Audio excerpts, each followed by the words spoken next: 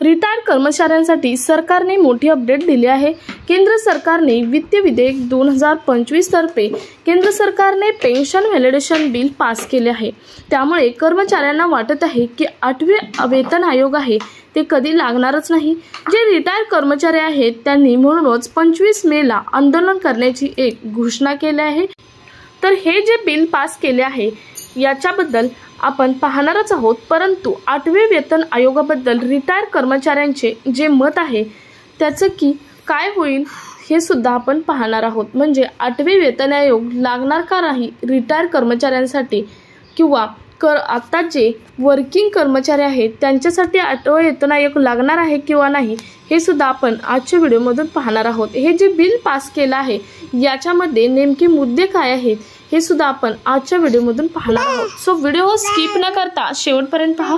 चॅनलवर नवीन असाल तर चॅनल सबस्क्राइब करा, शेजारील बेल आयकॉन सुद्धा ऑन करून ठेवा, म्हणजे असेच महत्त्वपूर्ण आणि गव्हर्नमेंटचे नवनवीन अपडेट तुमच्यापर्यंत रेग्युलर पोहोचत राहतील।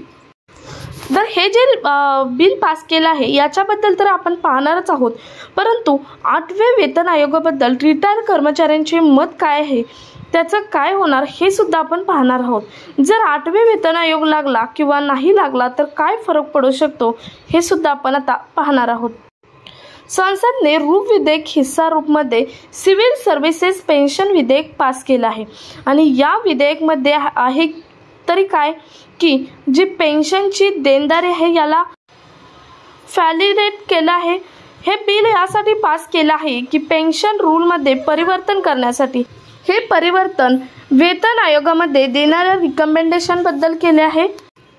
कोणताही पेन्शनर्स असो, मग तो NPS असो, UPS असो किंवा EPS असो, सर्वांनी हे लक्षात घ्यायचे आहे की हे बिल पास केले आहे त्यामध्ये सांगितले आहे की जे 8वे वेतन आयोग आहे याचा लाभ करंट जे वर्कर आहेत त्यांना लाभ मिळणार आहे। मग रिटायरमेंट असणाऱ्या जे रिटायरमेंट आहेत त्यांचं काय होणार?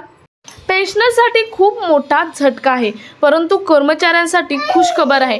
पेन्शनरचा 8वे वेतन लागू होणार नाही, परंतु त्याचा DA मात्र वाढणार आहे। म्हणजे एकच की पेन्शनरची पेन्शन कधीच वाढणार नाही। जे स्टार्टिंग रिटायर होताना जेवढी पेन्शन होती तेवढीच लाईफ टाईम पेन्शनर्सला पेन्शन राहणार आहे।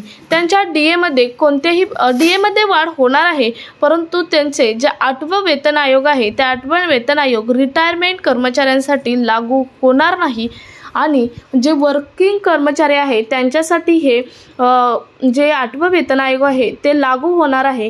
का हे कशावरून सांगितलं की जे बिल पास केलं आहे त्यामध्ये हे मुद्दे मांडण्यात आलेले आहेत आणि म्हणूनच 25 मेला हा मुद्दा त्यांचा रिटायरमेंट कर्मचाऱ्यांचा हा मुद्दा घेतला नाही 8वे वेतन आयोगाचा। त्यामुळे रिटायरमेंट कर्मचारी 25 मेला आंदोलन करणार आहेत।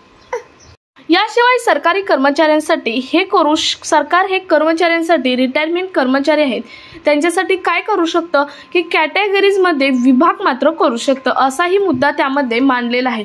पूर्णपणे 8वे वेतन आयोग लागू करणार नाही, तर त्यामध्ये क्लास 1 क्लास 2 अशा कॅटेगरीमध्ये विभाग करू शकतं। म्हणजे क्लास 1 अधिक सर्व्हिस केलेले, क्लास 2 त्यापेक्षा कमी सर्व्हिस केलेले असे विभाग करून शकतं, परंतु 8वे वेतन आयोग पूर्णपणे हे सरकार रिटायरमेंट कर्मचाऱ्यांसाठी लागू करू शकणार नाही। हा मुद्दा त्या बिल पास केला आहे त्याच्यामध्ये आहे आणि त्यामुळेच 25 मेला सरकारी रिटायरमेंट जे कर्मचारी आहेत ते कर्मचारी आंदोलन करणार असल्याचे सांगितले आहे।